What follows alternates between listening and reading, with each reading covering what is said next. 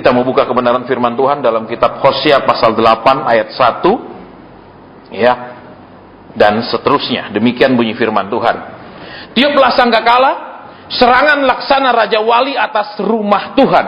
Oleh karena mereka telah melangkahi perjanjianku dan telah mendurhaka terhadap pengajaranku. Ya, kepadaku mereka berseru-seru, ya Allahku, kami Israel mengenal Engkau. Israel telah menolak yang baik, biarlah musuh mengejar dia.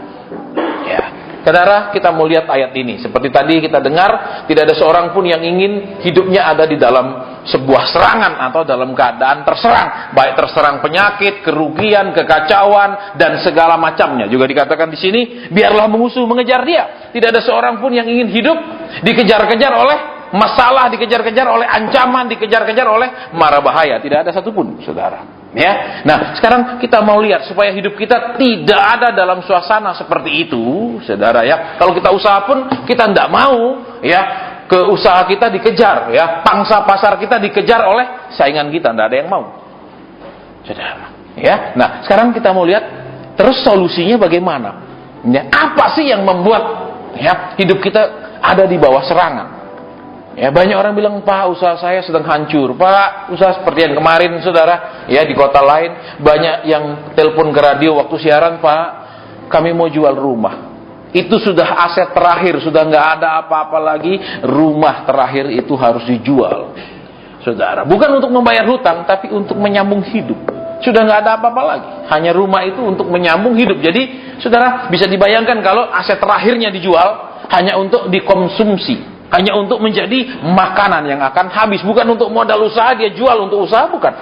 Ya, banyak anak Tuhan mengalami seperti itu, saudara. Nah, sekarang kita lihat ayat yang tadi. Tiuplah sangkakala, saudara. Di dalam Alkitab dikatakan dengan jelas, ya, sangkakala itu ditiup dengan banyak tujuan. Yang pertama, saudara, untuk orang Israel berkumpul. Nanti kalau saudara perhatikan di kitab Keluaran, ya, orang Israel kalau ditiup sangkakala ada untuk berkumpul, ya. Kemudian kalau ditiup sangkakala ada kode-kodenya, itu mereka harus berangkat, ada kodenya mereka harus berhenti. Jadi sangkakala itu adalah kode-kode perjalanan atau untuk melakukan sesuatu. Itu yang pertama. Kemudian kode-kode juga, saudara, ketika sangkakala ditiup, kalau saudara belajar sejarah Israel dalam perang Yom Kippur tahun 67, sesudah mereka berhasil merebut Yerusalem Timur, ya, karena itu sebelumnya dikuasai oleh Yordania, dalam perang itu mereka rebut kembali, ya. Begitu mereka masuk ke Yerusalem Timur, yang pertama mereka lakukan adalah meniup sangkakala. Ya, kota yang dulunya terbelah menjadi dua, timur dan barat, yang barat dikuasai Israel, yang timur masih dikuasai Yordania, kemudian sekarang disatukan. Ya, karena peperangan itu, maka yang dilakukan pertama meniup sangkakala. Saya ada melihat foto-foto dokumentasinya, mereka tiup sangkakala pertama kali. Ya, nah sekarang kita lihat, saudara. Ya, ketika meniup sangkakala berarti apa? Ada pemberitahuan. Ketika ditiup sangkakala ada, mungkin disuruh berkumpul. Ya, ketika ditiup sangkakala mungkin disuruh melakukan sesuatu, saudara. Ya, jadi kita tidak tahu apa maksud Tuhan ketika Tuhan suruh tiup sangkakala. Tapi kalau kita akan lihat selanjutnya, tiuplah sangkakala, serangan laksana Raja Wali atas rumah Tuhan.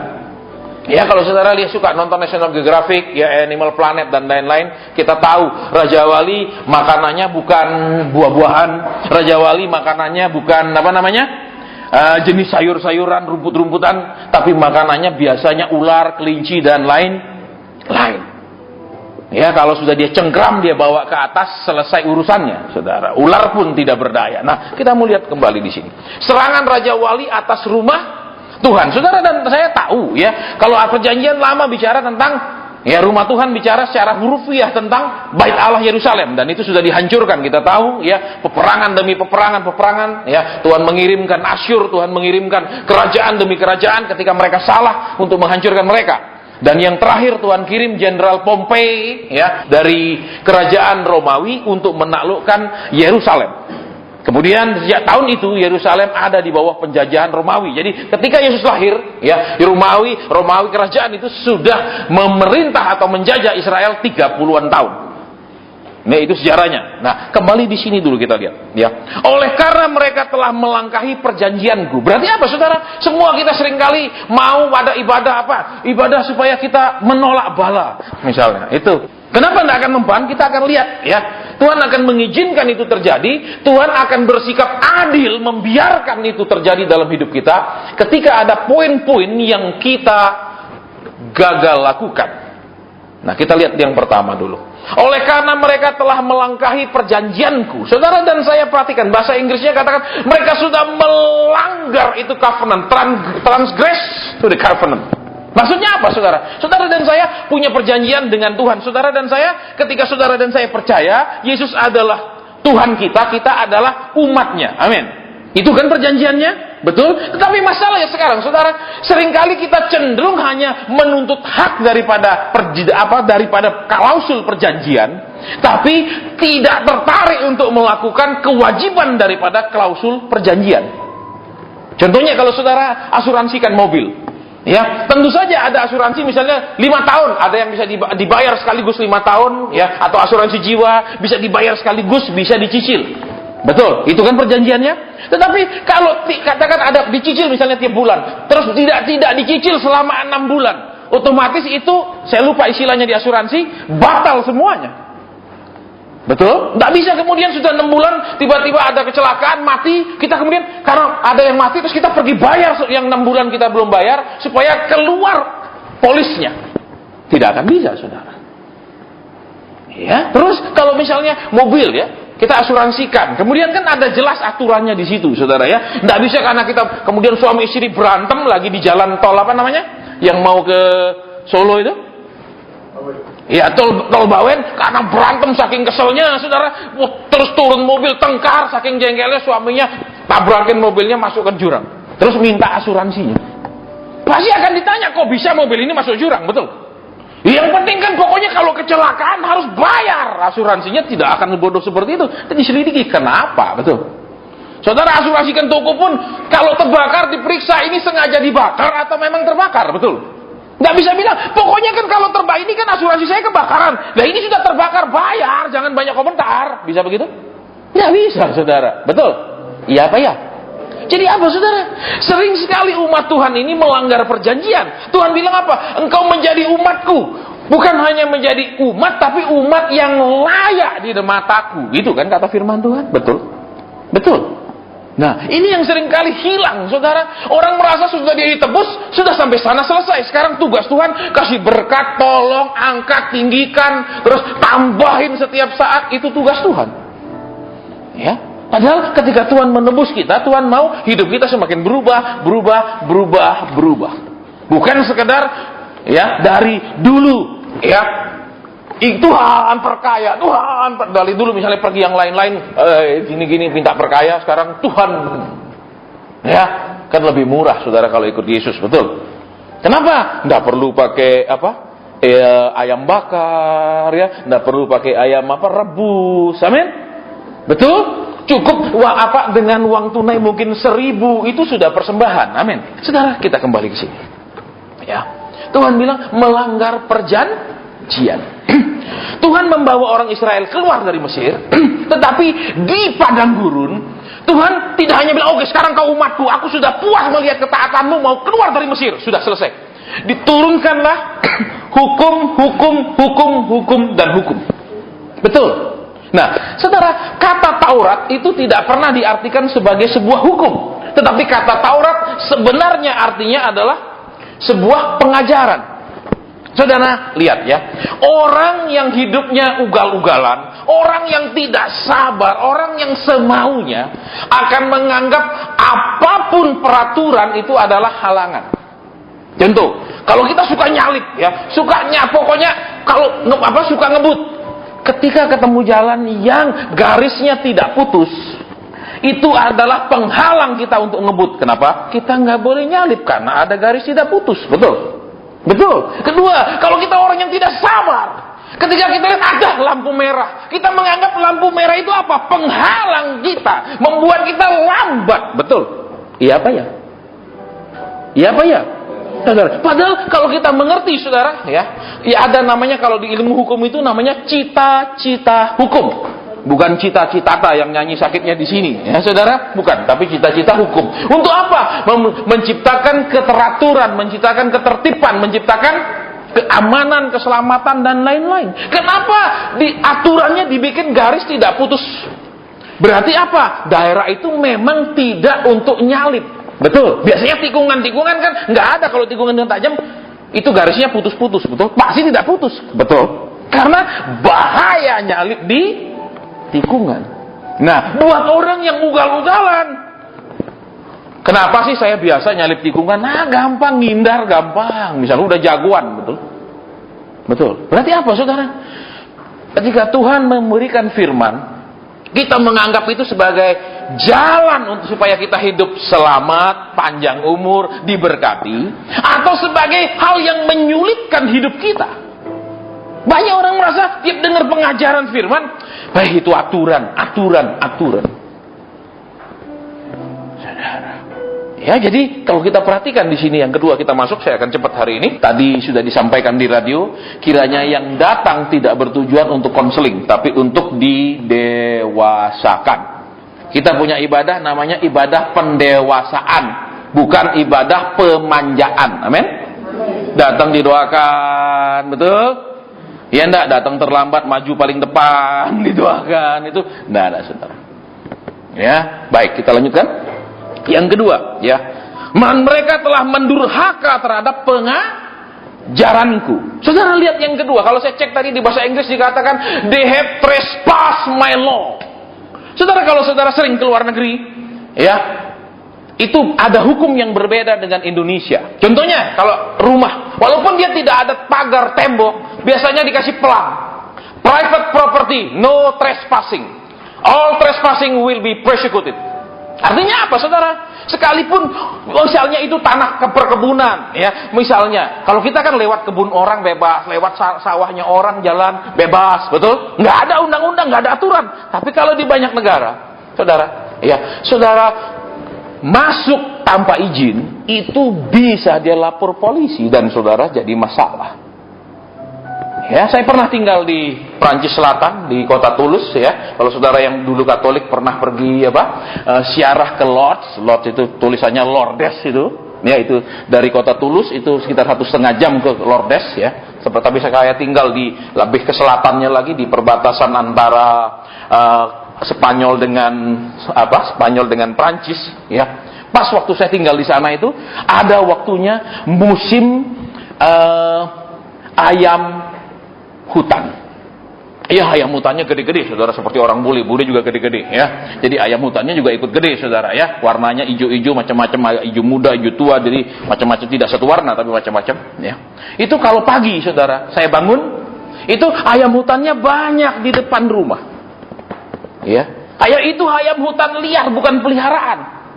Ya, tetapi saudara, para pemburu yang lewat nggak boleh main tembak, terus masuk ambil. Lah ini ayam hutan kok nggak dipelihara? Boleh. Dengan kalau kita di Indonesia, saudara, kalau kami pergi berburu, ya, misalnya ke Kalimantan, ke Sumatera, itu kita buru celengnya lewat di perkebunnya orang, tembak aja orang itu nggak akan tuntut kita. Itu barang liar, bukan barang peliharaan. Tapi kalau di sana nggak boleh. Kenapa? Itu masuk private propertinya orang. Sekalipun itu binatang liar, tapi dia pas lewat atau pas ada di tanah milik orang lain. Kalau mau diburu, izin dulu. Kalau tidak, dia tinggal telepon polisi, urusan kita panjang. Itu yang namanya pelanggaran, trespassing. Ya, kalau di bahasa Indonesia diterjemahkan durhaka. Nah, saudara, kita mau lihat, ya, pelanggaran itu apa? Trespassing, melanggar wilayah, melanggar hak orang lain. Terus apa lagi? Menerobos, masuk, melewati batas. Nah, seringkali saudara, sebagai umat Tuhan kita melewati batas. Kalau karyawan melewati batas, anak melewati batas, namanya ngelunjak, betul? Contohnya sebagai karyawan, Pak, saya sudah kerja 5 tahun, mestinya sudah 5 kali naik gaji. Mestinya gaji saya segini loh, Pak.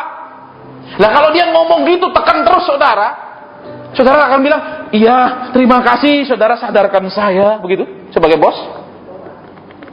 Apa begitu, saudara? Terima kasih Anda sudah sadarkan saya, mungkin saya kemasukan roh pelit, baik, saya naikkan 5 kali, begitu. Saudara kan, kalau dia terus paksa saudara, pikiran saudara pasti dua. Satu, kalau dia sangat dibutuhkan, kita akan nego gajinya sama dia, amin. Tapi kalau banyak karyawan yang punya kemampuan seperti dia, kita akan tawarkan silakan out, amin. Amin. Iya apa iya? Nah, saudara lihat di sini ya. Kata trespass, melanggar batas. Kita sebagai umat Tuhan seringkali langgar batas sebagai umat Tuhan. Tuhan, saya sudah bayar perpuluhan lo, sudah rajin lo ya, nggak pernah tunda lo ya, nggak pernah nggak jujur lo ya. Ayo berkati saya. Itu sudah melanggar batas. Itu sudah ngelunjak di mata Tuhan. Saudara, tadi saya sudah kasih perumpamaan kan? Kalau karyawan bilang, saya sudah kerja sekian tahun loh. Bapak nggak ngerti cara kerjanya, saya yang ngerti. Ini kan semua karena saya. Seneng nggak sebagai pimpinan atau sebagai pemilik, saudara dibegitukan karyawan? Seneng? Saudara akan bilang, iya puji Tuhan, begitu. Glory, haleluya, begitu. Mungkin iya, ya, puji Tuhan, tapi ini taring keluar. Amin. Gimana caranya saya keluarkan dia? Atau hari ini juga saya keluarkan dia. Amin. Lihat, saudara, seringkali apa? Penyebabnya kita mudah diserang, penyebabnya kita terpaksa Tuhan izinkan kita akan dikejar-kejar. Nggak tahu dikejar macam-macam, saudara. Banyak orang dikejar ketakutan, banyak orang bukan hanya dikejar debt collector, utang. Ya, kita usaha pun bisa saingan kita mengejar kita. Ya kan, misalnya, ya kalau saudara suka baca majalah SWA atau ekonomi, itu kan banyak tentang perusahaan-perusahaan, ya, profil-profil perusahaan, terus apa, marketing mereka, seperti ada dulu kan di salah satu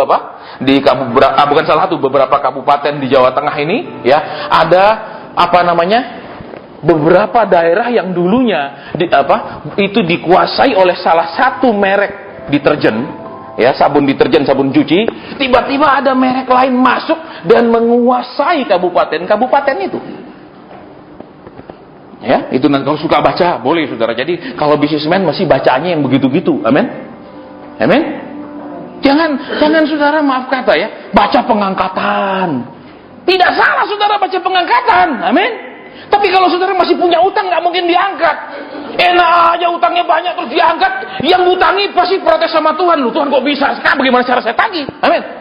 Loh, Tuhan kan adil. Amin. Tuhan angkatlah saya, hutang sekian banyak, ada 20 miliar, lumayan kalau Tuhan angkat saya, berarti saya nggak perlu bayar. Aduh, nggak boleh saudara. Amin. Apalagi yang diutangi anak Tuhan yang sungguh-sungguh. Tuhan bilang sebentar dulu, bereskan dulu. Amin. Loh, kalau ini berhutang terus masuk surga, ini yang menghutangi masuk surga, nanti di sana cara bayarnya gimana? Bayar, gimana caranya? Betul? Saya mau beritahu istri saya masih yang hidup, suruh kembalikan. Gimana caranya kembalikan dan kirim? Jadi yang kedua saudara, kita diizinkan dikejar-kejar. Ya, akan terjadi kejar mengejar, misalnya, dia kok bisa masuk sana, saya dulu pegang di situ, orang lain kok bisa masuk, terjadi kejar mengejar, saudara. Dan di sini Tuhan beritahu kita supaya kita tidak mengalami seperti itu. Banyak orang kerjakan yang sama, tapi tidak ada orang bisa mengejar dia punya, saudara, besar perusahaan. Jadi lihat kembali di sini, ya. Mereka mendurhaka, melanggar batas, itu namanya durhaka, saudara. Ya, lihat, kalau kita jadi anak, jangan ngajari orang tua. Amin. Itu namanya kurang ajar. Amin. Betul apa ya? Loh, saudara jadi orang tua. Kalau anak ngajar saudara, apalagi sikapnya kurang sopan waktu ngomong, itu kira-kira saudara bilang, puji Tuhan, anak saya kok mirip istri saya, misalnya gitu. Amin. Atau puji Tuhan, anak ini mirip sekali sama mertua saya, misalnya. Ya kan? Loh, ya masih ada miripnya loh, saudara, baik dari fisik, baik sama sekali tidak mirip. Betul? Mamanya putih, papa putih, anaknya kayak orang Afrika. Loh, pasti curiga siapa yang serong. Amin. Betul apa enggak? Atau pergi rumah sakit, ini bener anak saya. Apa waktu lahir ada yang bersamaan sama ibu sebelahnya? Betul? Ini tanya ruwet kan? Betul apa ya? Saudara, jadi yang kedua saudara dan saya lihat, kita harus mengerti batas-batasnya sebagai umat Tuhan. Kita harus mengerti apa hak Tuhan, apa hak kita. Tidak boleh main melanggar batas. Saya umat Tuhan, berkati, saya sudah jadi umat Tuhan. Betul? Terus sudah rajin ibadah, harus diberkati. Dia rajin, saya rajin, harus sama kayaknya. Itu melunjak, saudara. Ya, jadi perhatikan di sini, sikap yang kedua yang kita pelajari adalah sikap kelewatan atau ngelunjak sama Tuhan. Ya, terpaksa. Kita bilang apa? Serangan atas rumah Tuhan. Saudara dan saya terpaksa Tuhan bilang, ya, aku adil, anakku salah tidak aku bela mati-matian. Betul? Iya apa ya? Tuhan adil, kalau salah anaknya salah nggak dibela mati-matian kan? Apalagi dia bilang anakku benar, pokoknya dia anakku. Nggak bisa. Saudara, ya banyak orang mengalami hal-hal seperti ini. Ya, banyak orang mengalami, kemudian mereka itu lihat di sini kalau di ayat di bawahnya, biarlah musuh mengejar mereka. Mereka terkejar. Saudara. Ya, ini tidak bicara saudara dikejar yang dikejar-kejar mimpi buruk, tiap tidur mimpi buruk gitu. Itu bukan, tapi juga dalam hal bisnis bisa dikejar, saudara. Ya, tiba-tiba orang bisa kejar, misalnya saudara masukkan barang, orang lain bisa masukkan barang dan dia bisa mengejar pasar yang kita. Langganan-langganan kita bisa dia masukin semua. Nah, berarti kembali ke sini, ya. Kita mau belajar sampai di mana sih batas kita sebagai anak Tuhan, umat Tuhan, supaya tidak kembali ke sini melanggar batas. Saudara, ya memang kalau saya jelaskan ini agak susah karena kita di Indonesia tidak ada aturan seperti itu, saudara. Misalnya saudara mau lewat sawahnya orang, saudara boleh lewat. Kalau di luar negeri jelas no trespassing, lewat pun saudara nggak boleh walaupun sekedar lewat. Tapi ini kan nggak ada temboknya, nggak ada pagarnya, saya boleh lewat. Sebentar dulu. Ya, saya ingat pagi kami bangun, itu ayam-ayam hutan tuh di depan-depan taman. Aduh, saudara, saya namanya suka berburu, gatel tangan saya. Kalau ada senapan angin aja gue tembak mati. Tapi teman saya yang di situ yang punya rumah nggak suka.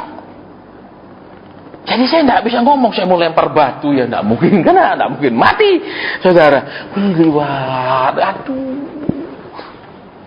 Ya, terus kalau weekend kami pergi ke Spanyol karena itu kan nyebrang naik pegunungan Pyrenees turun kota Les, dari kota Les itu sudah masuk wilayah Spanyol. Biasanya orang-orang Prancis itu kalau akhir minggu, weekend, Sabtu Minggu mereka biasanya pergi ke Spanyol. Ya, karena di Spanyol itu minuman wine itu murah, jauh sekali harganya daripada harga di Prancis. Merek sama, tidak barang palsu, tapi harganya jauh. Mereka tinggal nyebrang, tidak ada stempel perbatasan nyebrang aja. Ya, karena kalau saudara sering ke Eropa, visa Schengen, saudara masuk kemana aja nggak ditanya, lihat pasportnya, nggak ada, udah pokok masuk salah satu negara Schengen, keliling kita semuanya, nggak ada lagi periksa lagi tiap negara, nggak ada. Ya, biasanya mereka ke sana beli wine dan itu harga jauh lebih murah. Ya, kalau nggak mereka masuk ke Spanyol, mereka biasanya belok ke kanan, ya, itu tidak terus ke selatan, tapi terus ke arah kanannya ke Republik Andorra. Itu salah satu republik yang terkecil di dunia selain Liechtenstein, penduduknya cuma 40.000, tapi adalah sebuah negara merdeka. Ya, nah kita kembali ke sini, saudara. Ya, sering tanpa sadar. Ya, karena kita kurang diajar oleh Tuhan, kita bersikap kelewatan batas. Saudara, kelewatan batas seperti apa? Misalnya kalau saudara punya anak, Pak, saya nggak bisa nyetir, terus belikan saya mobil. Ya, kamu baru bisa nyetir pakai mobil kecil. Nggak mau, saya mau yang gede. Ya, terus maunya ya yang gede boleh sih, tapi yang murah-murah. Nggak, saya mau yang super mahal lah, baru bisa nyetir, pasti mundur nabrak, ya toh, mau masuk rumah kadang kena sampingnya, orang baru bisa nyetir kok, betul? Loh, saudara yang baru pertama kali bisa nyetir bawa mobil, biasanya mobil itu jadi korban, betul? Betul? Bisa baru mundur ya kena sana, kena geser sama pintu, kena geser tembok, dan orang baru belajar, nggak mau. Papa punya duit, belikan yang mahal. Nah, itu sudah ngelunjak, saudara. Betul? Loh. Nah, sering kita orang Kristen tanpa sadar, Tuhan sudah bayar perpuluhan, marah pelipat gandaan. Duh. Tuhan bilang, kamu waktu bayar, aku kasih tanda terima enggak? Mana tanda terimanya? Aku tanda tangani. Kok maksa aku? Loh, kalau saudara diajak perkara sama Tuhan, saudara kalah loh. Betul? Betul. Saya sudah store, Tuhan bilang, mana tandanya aku terima, mana buktinya? Loh, kalau saudara ditanya gitu sama Tuhan, bisa kasih bukti enggak? Mana tanda tangan Yesus di sana? Ada? Ada enggak tanda tangan Yesus? Enggak ada kan? Betul. Kok diem gini enggak? Pak, saya enggak pernah bayar, jadi enggak tahu. Ya itu lagi. Ya, itu kalau itu bertobat lah, ya. Tapi kalau saudara sudah, tapi pernah enggak ada? Terus apa? Sudah menerima perpuluhan bulan, misalnya kan sekarang bulan 3, berarti perpuluhan yang kemarin ya, bulan Februari, terima bulan Februari sejumlah sekian, tanda tangan Yesus. Ya toh, mengetahui Bapa surgawi. Ada begitu? Terus saudara bilang, sudah beri Tuhan, sudah. Tuhan bilang, mana buktinya? Bawa sini. Kalau tanpa bukti saudara ngajukan ke perkara di pengadilan, pasti satu, nggak akan dilanjutkan perkara itu kalau nggak ada bukti-bukti, betul? Pak, itu rumah punya saya, mana bukti sertifikatnya? Nggak ada. Ya sudahlah, mimpi, saudara disuruh pulang. Tapi kalau ada buktinya, saudara bisa adakan perkara, betul? Iya apa ya? Loh. Banyak orang merasa dia memberi kepada Tuhan, sebenarnya dia bukan memberi kepada Tuhan. Kenapa? Ketika saudara memberi kepada Tuhan misalnya, banyak orang kemudian berubah pikiran. Betul? Saya pernah, saudara, saya memberi, saya dukung pelayanan seorang hamba Tuhan. Kemudian suatu saat saya tahu hidupnya dan saya kecewa. Kalau tahu gini, ngapain saya dukung? Saya sadar saya tidak memberi kepada Tuhan, saya memberi kepadanya. Saudara, kalau saya beri ke Tuhan, ya ini Tuhan, selesai urusan. Amin. Tapi kalau, waduh, kayak gini Tuhan, berarti saya beri ke dia, selesai urusan. Ya, saudara, harus bisa dibedakan. Nanti dari pengalaman-pengalaman saudara, saudara bisa membedakan saudara memberi Tuhan atau hamba Tuhan. Ya, baik, kita lanjutkan. Ya. Kepadaku mereka berseru-seru, ya Allahku, kami Israel mengenal Engkau, kami tahu Engkau, kami kenal. Saudara lihat, Israel telah menolak yang baik, biarlah musuh mengejar dia. Saudara, kita mengenal Tuhan, tetapi kita lihat kadang sikap kita yang pertama apa? Di situ melangkahi perjanjian. Ya, kalau bahasa Inggrisnya transgression, yaitu berupa pelanggaran. Ya, Tuhan bilang apa? Kamu umatku, tapi tidak hanya jadi umat terus ku berkati ya, habis kamu tobat, aku mau didik kamu, aku mau ajar kamu, ya toh, supaya hidupmu, pikiranmu, kok segala macam berkenan kepadaku. Nah, kelanjutan perjanjian ini kita tidak mau urus. Ya, kita mau sudah umat Tuhan, sudah rajin ibadah, apalagi masalah berubah nggak masalah, yang penting saya rajin. Betul? Orang rajin sekolah tapi tetap bodoh, itu orang goblok. Amin. Iya apa ya? Rajin sekolah tapi nilainya 4 terus loh, nggak pernah bolos anak saya tapi nilainya segini, berarti otaknya memang parah. Amin. Loh, kalau dia bolos wajar nilainya jelek, orang nggak pernah ikut pelajaran. Tapi kalau rajin sekali tapi tetap nilainya jelek, itu memang orang bego. Amin. Ya apa tidak? Terus walaupun dia sangat rajin, apakah nilainya hanya nilai kerajinan, bukan nilai ujian? Halo? Rajin dia masuk, saudara, pagi tidak pernah terlambat pulang, dia juga pernah bolos. Tapi begitu ujian atau ulangan, nilainya 3, 2, atau seperti gerak jalan, tua, gapat, itu aja nilainya. Kalau 5 sudah mujizat, misalnya. Terus, itu pokoknya dia rajin, tapi kira-kira bisa tidak dikatrol jadi 7? Nah, betul? Banyak orang rajin tapi tidak ada prestasi di dalam Tuhan. Diajar gini ya tidak bisa dilakukan, diajar gini ya tidak ngerti, diajar begini ya lupa. Saudara. Terus kalau sudah diserang, baru Pak tolong doakan. Saudara, banyak umat Tuhan menganggap kami hamba Tuhan ini adalah orang-orang yang punya kuasa memaksa Tuhan nuruti saudara. Banyak orang tidak mau dengar firman, hanya ingin kami sebagai hamba, saya bisa bayar dia, ngapain saya denger asen, nih sekian juta, doain selesai. Nah, mau belajar kebenaran firman, kami bukan dukun. Ya, walaupun tentu saja kehilangan sekian juta. Ya, tapi kami hamba Tuhan, bukan hamba uang. Masa sih buang waktu 3 jam aja susah sekali? Ini sebulan sekali loh, saudara, bukan tiap minggu sekali. Amin.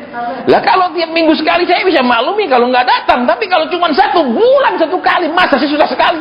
Kalau saudara kerja sama orang lain, saya maklumi kalau nggak bisa datang. Kenapa? Mungkin di perintah bosnya Elmer, dia nggak bisa datang malam. Tapi kalau dia pemiliknya, maunya dia pulang jam berapa, betul? Kalau kita nggak mau belajar, sekalipun mungkin sekarang nubuatan terjadi, tapi kemudian ayat bilang tadi kenapa? Ketika kita melanggar perjanjian, terus ketika kita melanggar batas, ngelunjak, maka Tuhan bilang serangan akan terjadi. Kalau Tuhan biarkan serangan terjadi, kami hamba Tuhan bisa doa apa? Betul, kami bak-bakan, kami tengking, sirami minyak, semua pabriknya kelilingi. Nggak mempan. Saya mau beritahu saudara. Ya, ingat, jangan memperlakukan hamba Tuhan seperti wakilnya Tuhan.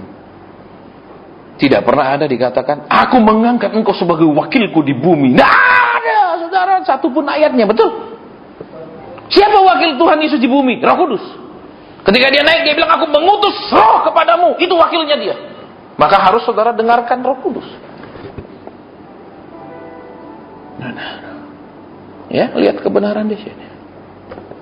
Mereka berseru, kami mengenal engkau. Mungkin kita seringkali sebagai orang Kristen merasa kita kenal Yesus kok, betul? Dia rambutnya agak gondrong dikit, betul enggak? Di gambar-gambar. Betul? Mungkin karena sibuk sekali pelayanan nggak sempat potong rambut, bisa jadi, amin. Mungkin juga model rambut zaman dulu memang seperti itu. Kita nggak tahu karena kita tidak hidup 2000 tahun yang lalu, betul? Kalau saudara nonton film-film kungfu kan, betul? Wong Fei Hung rambutnya selalu ini agak botak diikat ke belakang, betul? Semua zaman itu orang ikat seperti itu karena itu perintah apa? Zaman dulu itu kerajaan Manchu. Ya, ya. Kita selalu lihat gondrong, kita nggak tahu dia gondrong apa enggak kok, amin. Iya tuh? Ya bisa aja lah Pak, mungkin kita ambil kesimpulan karena dia sibuk pelayanan pagi sudah diuber orang sampai tengah malam diuber orang nggak sempat gunting rambut, amin. Mungkin itu kita lihat positifnya, amin. Misalnya, berarti apa? Kalau kita nggak sibuk sekali dari pagi sampai malam jangan gondrong, amin. Ya tuh jangan niru tapi nggak pas, amin. Nah lihat di sini, kami mengenal engkau. Kita rasa kita kenal Tuhan. Oke lah saudara dan saya tahu siapa Yesus Juru Selamat lahir di Bethlehem, amin. Tahu. Tapi Alkitab bilang Israel telah menolak yang baik, biarlah musuh mengejar dia. Sekalipun kita rasa kita tahu Yesus bergaul dengan Tuhan, apa yang baik? Apa yang baik di situ? Lihat, saudara, yang tadi, ya, mereka telah melangkahi perjanjian. Apa yang baik? Perjanjian yang baik. Kitab Ibrani katakan kita punya perjanjian yang baik.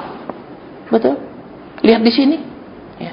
Kalau kita merasa kita harus ibadah itu sebuah beban, berarti kita tidak mengerti bahwa ibadah itu adalah tujuannya bukan untuk Tuhan tapi buat kita. Betul? Kenapa ada dipasang lampu merah? Bukan untuk supaya kita stop rame-rame, yang separuh jalan rame-rame, supaya semua lancar, betul? Coba bayangkan kalau lampu mati, betul? Lampu merah, ini maju, tengah-tengah begini, bisa macet semua, betul? Saya sering ngalami, saudara, karena ini tidak sabar, ini nggak masalah segini, tengah-tengah, maju sini, ini tidak bisa maju karena dihalangi, ini nggak bisa maju, sana yang menghalangi. Perlu nanti polisi datang, baru rata lagi, bisa rapi lagi, betul? Jadi lampu merah bukan supaya kita stop rame-rame, tapi supaya semua lancar. Iya Pak ya? Betul apa ya tujuannya begitu? Nah, kalau kita berpikiran, kita harus kenal Tuhan lebih, itu menghalangi kebebasan kita, menyulitkan kita waktu untuk kita senang nonton TV daripada baca firman dan berdoa. Berarti kita ini tidak ngerti tujuannya. Tuhan membuat firman-Nya, Tuhan memperkatakan firman-Nya, kita tidak ngerti sama sekali tujuannya. Ya, saudara. Makanya saya sering katakan, saudara, mungkin banyak orang salah paham, mungkin banyak orang menilai dengan sudut pandang yang berbeda. Kenapa sih nggak mau diundang? Sombong sekali. Saudara, bukan nggak mau diundang, diundangnya untuk apa? Betul. Saya nggak pernah mau, saudara, kalau tiba-tiba orang bikin pabrik undang saya doakan pabrik baru. Mau? Kenapa? Belum tentu Tuhan suruh dia bangun pabrik. Sebelum dia bangun pabrik, dia tanya dulu, Tuhan suruh saya enggak? Kalau Tuhan bilang dia, oke, dia bangun, besok peresmian, saya mau doa. Tapi kalau tiba-tiba, Pak, saya sudah bangun, tolong Bapak doakan. Oh, enggak mau saya. Kenapa? Kalau Tuhan bilang, aku enggak, Tuhan kasih dia bangun, tapi dia ngotot bangun. Terus saya paksa Tuhan, Tuhan berkati. Bilang, kamu kelewatan ya. Aja. Itu yang Alkitab bilang, kamu ngelunjak. Supaya kenapa? Kok dia diberkati, saya jadi terkenal Tuhan. Amin. Mereka akan cerita di antara dunia pengusaha, saya didoakan asem. Jadi Yesus kalah terkenalnya. Amin. Amin. Saudara, iblis tidak lagi menang bekerja sendiri. Dia bisa bekerja lewat anak-anak Tuhan. Banyak anak-anak Tuhan dipakai setan untuk bunuh kami, saudara. Banyak tengah malam kami dipaksa makan, itu dibunuh pelan-pelan. Habis makan kan kami tidur, lemak berkumpul. Karena secara ilmu kesehatan di atas jam 6, jam 7 sebenarnya nggak boleh makan. Itu jadi lemak. Kami dipaksa makan Pak, ayo saya nggak konseling tapi saya kasih Bapak makan. Tujuannya baik tapi akhirnya membunuh kami dengan penyakit. Ya. Jadi sebenarnya dia itu double agent. Satu dia itu agen kerajaan Allah, satu lagi dia agennya setan untuk bunuh kita pelan-pelan. Amin. Betul apa ya? Apalagi saya pernah diajak makan all you can eat. Ya. Jadi bayar sekian, apa saya dimakan? Saya dijajal lagi, makan lagi, Pak, ambil lagi. Dia nggak mau rugi karena bayarnya paksa. Berapa hari perut saya tidak enak, saudara. Ya, terus saya doa, Tuhan, perut saya nggak nyaman, rasanya saya pun nggak beres. Saya bilang apa? Rakus. Loh, saya nggak rakus, dia yang paksa saya makan terus, Tuhan. Saya ditaruh lagi, diambil lagi. Itu orang yang pelit sekali ngundang. Bayarin segitu terus supaya tidak rugi, baru suruh makan. Emangnya saya babi yang mau digemukkan untuk cepat dipotong? Ya, saya ngalami. Ya, saya ngalami juga anak Tuhan yang pelit hamba Tuhan yang pelit luar biasa. Saya diundang khotbah di gerejanya, selesai khotbah kayak dia, pasien kita makan dulu, oke makan. Begitu datang, karena ada kasih menu dia langsung ambil dan dia tidak ngomong apapun, dia pesan nasi goreng 2, teh 2. Ya sudah loh. Terus saya mau pesen apa lagi dia pesenin saya? Padahal itu maaf, restoran cuma yang kelas 20-an ribu. Gembala loh, saudara. Dan dia tidak mengembalakan, maaf, di pedalaman di kota gede. Nasi goreng 2, 2. Ya udah. Ya, dia bagi 2 nasi gorengnya sama istrinya sama separuh, saya 1. Ya, nasi goreng lagi. 20 ribuan dia anggap itu 200 jutaan, saudara. Ya, makanya kalau di dalam bahasa Mandarin itu namanya kanchen hentah. Tahu, lihat 20 ribu tuh kayak 200 miliar. Itu karakternya. Alangkah baiknya kita orang Kristen ini karena Allah kita maha besar, kita menganggap uang itu kecil. Xiaoqian mah, amin. Amin. Loh iya dong. Saudara, jangan pasien kita undang makan ya. Tapi Bapak, ya kita ajak di ngemper aja loh, Pak. Loh namanya ngundang makan ya, yang agak enak lah, amin. Amin. Tapi bapak kan harus, ya gimana ya, amin. Loh saudara saya makan apa saya makan buat saya. Pokoknya dia nggak pedas saya makan. Saya pendeta pedalaman, saudara terlatih makan apa saja. Ya. Tapi ya jangan begitu ngundang terus hitung-hitungan. Betul? Apalagi kalau begitu diundang dia pesan dulu. Betul? Pesan dulu, dia pesan apa? Misalnya ya pesannya, ya katakan seperti tadi nasi goreng. Saya kan nggak mungkin pesan yang lain karena ada peraturan tidak tertulis, kita tidak boleh pesan yang lebih mahal dari yang tuan rumah pesan. Nah, dia pesan nasi goreng, masa saya pesan, maaf ya saya pesan udang 1. Dibilang kesempatan, gua aja yang ngundang lu, gua yang bayar, gua makan nasi goreng. Amin. Di belakang dia ngomong, betul? Saya aja yang ngundang dia nasi goreng, saya yang bayar nasi goreng, dia pesan yang mahal-mahal, nggak tahu diri dia. Saudara, tadi kan aturannya kami harus pilih makanan yang lebih rendah dari atau maksimal sama dengan yang ngundang. Jadi kalau ngundang kita, saudara mesti pilih dulu yang mahal supaya kami bisa pilih yang tengah-tengah. Jangan terus pesan nasi goreng terus apa? Pesannya air putih. Di sini nggak ada. Nggak apa-apa, ambilin di keran. Terus kami mau pesan aqua nggak enak. Betul? Sudah yang bayarin aja minum air keran. Betul? Masa yang dibayarin minum aqua? Ya saudara. Betul? Loh, ada aturan tidak tertulis, saudara. Makanya kalau saya diundang makan, pasien mau makan apa? Terserah. Karena kami tidak boleh tentukan. Saya makan ini, makan nggak boleh. Itu ada aturan. Kita orang diundang makan. Satu, kita diundang makan. Kedua, kita posisi hamba Tuhan. Itu harus dipegang benar-benar. Kami hamba Tuhan. Jangan bikin malu Tuhannya. Rasul bilang, Tance. Tahu nama Tance? Wih, rakus banget. Ini pakai kesempatan tumben diundang. Wih, pesennya apalagi terus bilang, waduh ini enak sekali, saya minta 2 porsi lagi.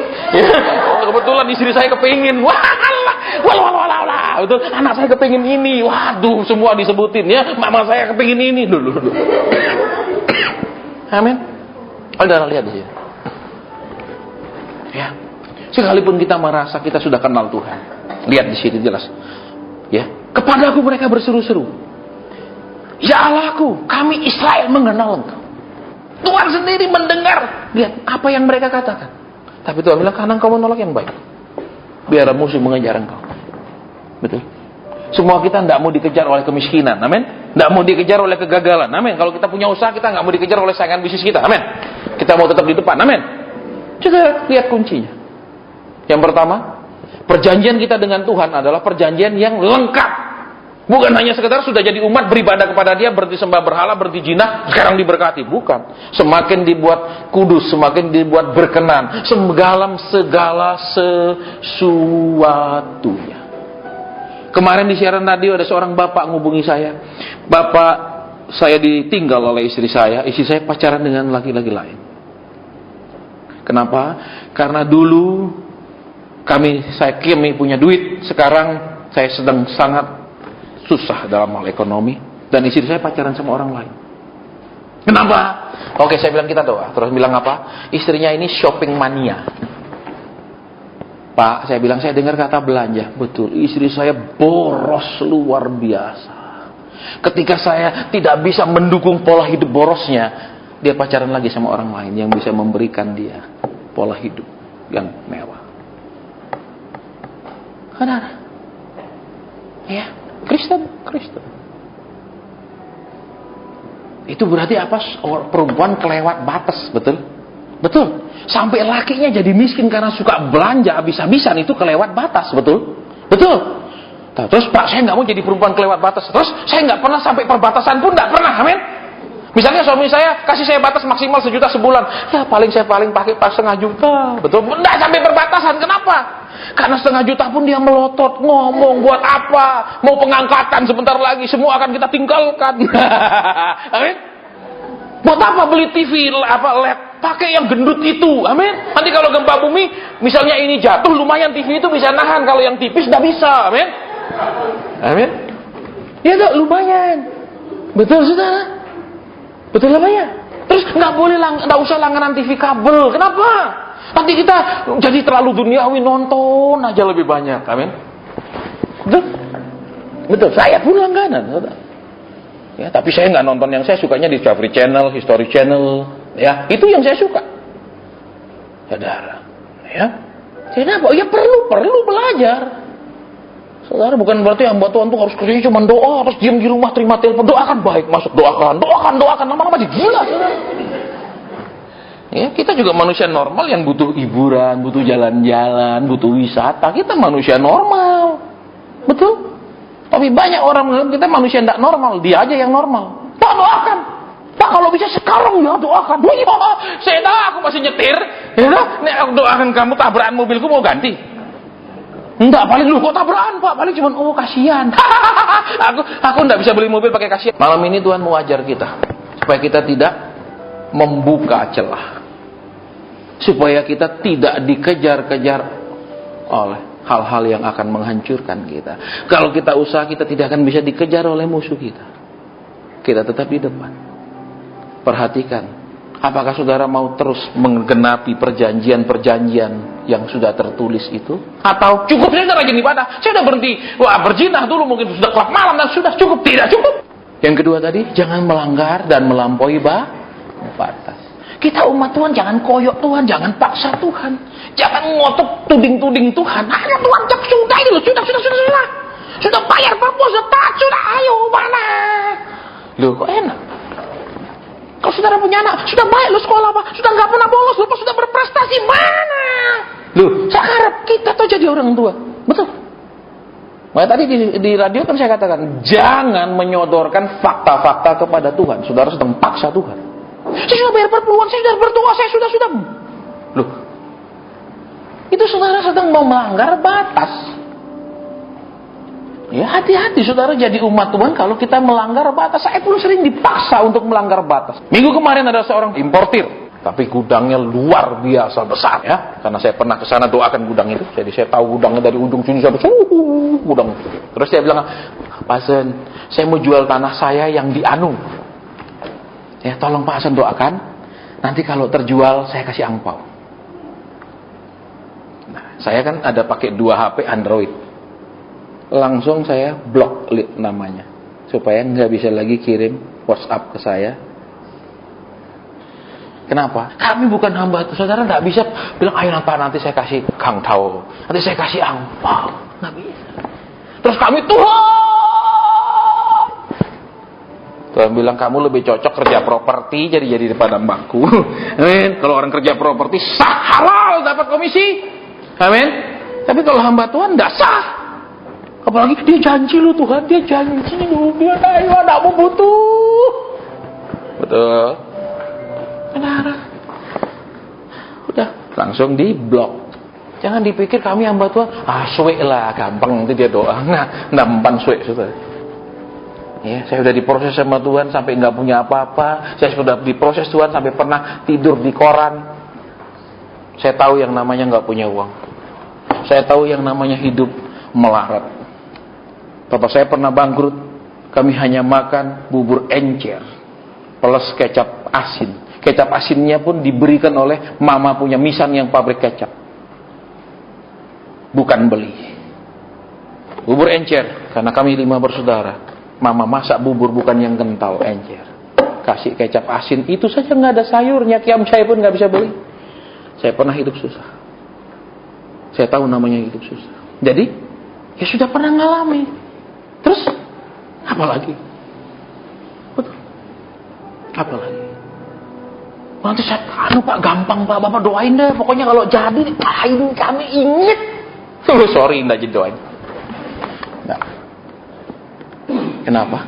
Ya kalau minta didoakan, kita doakan. Tapi kalau sudah ngomong nanti kita bakal kasih duit, nanti kita apa, enggak mau kita doa. Karena kalau kita doa, Tuhan bilang, kan enggak enak, amin.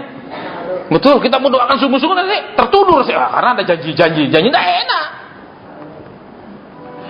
Ya, terus makanya ingat nanti Tuhan bilang, wah ini maklar nih. Ya, PDM, betul. Ada M-nya maklar, amin. Pendeta maklar, amin. Jadi kembali. Saya tidak tahu apa yang akan terjadi, ya, tapi yang saya tahu adalah dari Januari, Februari, Maret ini semua usaha lesu. Terlalu banyak orang ngeluh. Orang asal ketemu saya sepi. Berapa hari lalu saya baca Jawa Pos, juga sama, toko elektronik pada ngeluh. Harga naik semua, mereka mau jual barang takut naik lagi nanti tidak bisa pulaan.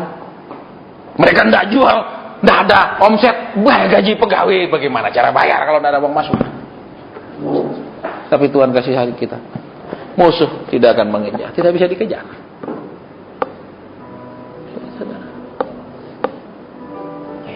Ayo jadi orang Kristen yang, ya aku umatmu, ada perjanjian bahwa aku harus nurut, aku harus mau dipimpin Tuhan, ayo. Kedua, aku tidak boleh ngelunjak, tidak boleh melampaui batas, tahu diri. Jadi umat Tuhan, tahu diri, jangan lupa diri. Saudara, banyak orang lupa diri, saudara. Saya banyak ketemu orang lupa diri. Ya, makanya nanti kalau saudara bilang, Pak, saya kok susah sekali taat. Nanti cari di internet khotbah saya judulnya, dimiskinkan supaya taat. Tuhan perlu membantu kita supaya tidak ada yang kita andalkan, tidak ada yang kita sombongkan, dintekno kabeh sik. Ya, jadi kalau saudara masih suka lawan, Tuhan pasti pakai resep kuno yang masih sangat manjur. Ya, jadi kalau saudara tidak mau dimiskinkan, jangan terus melawan. Kalau Tuhan bisa memberkati dalam sekejap, dia juga bisa mengambil dalam sekejap. Ingat itu. Ya, kalau dia bisa buka, dia bisa tutup juga. Ya, jangan merasa, tenang, saya masih banyak. Saya ketemu salah satu orang kaya, ketika dia ngomong sama saya, Pak, ledeng saya baru dicabut. Telepon rumah sudah dicabut bulan kemarin. Ledeng dicabut, listrik dicabut. Saya kaget, kenapa saudara? Dia orang kaya. 5 tahun sebelumnya dia diundang gereja berkhotbah. Ya, jadi waktu dia bilang saya habis, saya malu Pak sama anak-anak. Listrik sudah digunting, air baru dicabut tadi, habis semua. Saya bingung, kok bisa habis? Kok bisa habis orang sekelas ini? Saya doa, Tuhan kenapa sampai habis? Tuhan bilang, tanya dia 5 tahun lalu. Saya bilang, maaf ya kok. Apa yang diingat 5 tahun? Langsung dia kelihatannya bahagia, kelihatannya bersemangat. Dia bilang, 5 tahun lalu saya Pak Hasan, saya keliling gereja-gereja, saya diundang gereja-gereja, saya khotbah di gereja-gereja, saya ajar mereka kalau bertemu sama Tuhan, kalau berdoa harus seperti seorang pengusaha yang mengajukan proposal proyek ke Tuhan.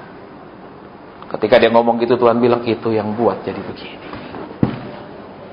Dia ajar kalau saudara datang ke Tuhan, bikin usul yang lengkap. Ini mauku, ini rencanaku, ini. Dia sedang merusak umat Tuhan. Dia orang sangat kaya. Kalau dia sudah sangat kaya, dia ajar apa saja, orang pasti percaya. Amin. Loh, kalau sekarang lihat, saudara orang yang sangat kaya, saudara bilang, kalau mau kaya, bangunnya jam 4. Doanya, pasti orang, iya buktinya dia kaya tuh. Dia lakukan ini jadi kaya. Betul? Betul, orang nggak bilang, nggak mungkin orang, wah, saya ragu. Pasti orang, iya buktinya ada tuh, buktinya dia sendiri lakukan jadi kaya. Kita merasa resep, walaupun dia karang, walaupun dia bohong, itu pasti terjadi karena dia kaya. Tuhan bilang, itu yang buat aku pukul dia. Saudara bisa bayangkan, 5 tahun sebelumnya dia orang yang terpandang, ya, orang yang top. Terus kan surut. Sit dah, terus menurun, ya kan? Terus sudah habis listrik, sudah tidak ada, ya ledeng tidak ada, telepon rumah tidak ada. Saudara bisa bayangkan? Karena kenapa? Dia mengajar umat Tuhan melanggar perjanjian. Saudara jangan keakean usul sama Tuhan. Ya, tugas saudara apa Tuhan? Apa?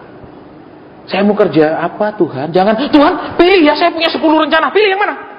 Loh, saudara kok suruh Tuhan pilih? Amin. Kalau dari 10 itu tidak ada gimana? Kalau bisa Tuhan pilih yang ini, karena perhitungannya ini paling cuan. Loh kok dipaksa? Amin. Dia cerita dengan semangat. Saya bilang, itu yang membuat engkau dipukul Tuhan. Engkau merusak anak-anak Tuhan dengan kekayaanmu. Engkau mengajarkan hal yang salah.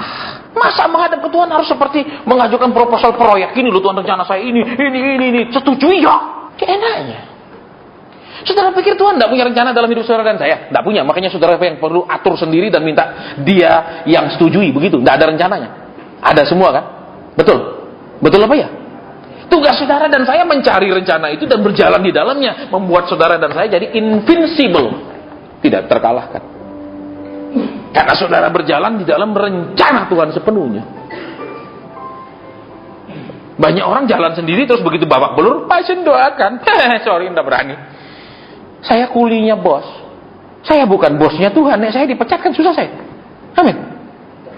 Banyak orang maksa, ayo pasien tolonglah doakan. Udah loh, sik toh. Kenapa? Nek saya tahu itu salah, saya nggak berani maksa bos. Pegawai tugasnya nuruti bos, bukan pegawai dituruti bos. Amin. Loh, iya benar. Iya apa ya? Biar mungkin saudara nggak ngerti misalnya bidang apa saudara, tapi saudara bosnya. Betul. Misalnya saudara tidak ngerti, saudara usaha apa, tapi saudara tidak ngerti sekali. Misalnya saudara toko HP, tapi saudara tidak ngerti servis HP. Terus saudara nuruti saja apa kata tukang servis yang kerja sama saudara. Ya, begitu. Enggak kok. Betul, saudara yang menentukan semua kan? Ya di sini saudara. Ya, kembali ke kebenaran di sini. Ayo kita belajar batas-batasnya. Ya, supaya kita tidak ngelunjak, tidak melanggar batas. Ayo kita belajar perjanjian-perjanjiannya apa saja supaya kita tidak, dikatakan di firman di sini tadi apa? Melangkahi perjanjian. Ya, supaya kita tidak melanggarnya. Kalau kita tidak ngerti, kita langgar tetap salah, betul. Saudara tidak lihat ada tanda dilarang masuk, saudara masuk di stop, saudara bisa bilang saya nggak lihat Pak. Kalau nggak lihat, kemudian jangan disalahkan, jangan tilang, begitu. Begitu. Tetap kena tilang, amin. Saya buta warna Pak, gimana hitam apa kuning merah sama itu hijau, saya tidak bisa, saya buta warna, tidak boleh di stop, begitu. Begitu, oh ya bilang, oh ya sudah orang buta warna, amin. Begitu. Tidak. Sekalipun kita tidak mengerti, makanya kan Tuhan apa? Ampunilah aku atas dosa yang kusadari dan yang tidak kusadari. Jadi ingat, tahun ini Tuhan kasih tahu apa? Supaya kita tidak terkejar, supaya kita tidak di bawah serangan, ya, supaya kita tidak di bawah ancaman, tekanan. Ayo perhatikan dua hal ini. Supaya kita tidak bingung, saudara. Betul? Betul? Loh, zaman sekarang coba saudara lihat. Ekonomi sedang begini, orang kan adu besar modal sekarang. Betul? Enggak cuan dia bisa jual. Kenapa? Daripada barang macet, dia jual. Atau rugi dia jual, dia masih kaya raya. Sedangkan orang yang modal pas-pasan jual rugi, besok nggak bisa keluar lagi.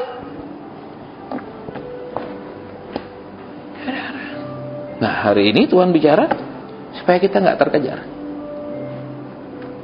Ya, kita butuh hal-hal yang seperti ini dalam hidup kita. Ya, kita tidak dikejar oleh masalah, oleh mara bahaya, oleh pergumulan. Dalam usaha juga kita tidak terkejar oleh saingan kita. Itu yang Tuhan janjikan di firman-Nya. Dan itu bisa terjadi kalau kita lakukan dua hal yang sudah kita dengarkan bersama. Ya, sehingga seperti nyanyi, walau 1000 rebah di sisiku. Amin.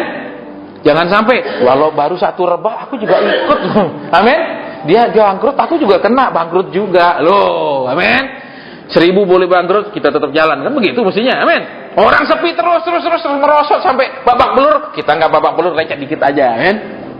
Nah, ya dah, itu yang Tuhan janjikan di firman-Nya. Jadi sekarang apa? Doakan Pak, nggak pakai doa, lakukan, amin. Amin. Saudara tahu hamba Tuhan yang nama Joyce Meyer di khotbah-khotbahnya tidak ada pernyataan Tuhan bilang sakit, Tuhan tidak ada. Selesai turun mimbar, dia nggak punya karunia itu. Tapi ribuan orang tetap datang di ibadahnya. Kenapa? Pengajaran.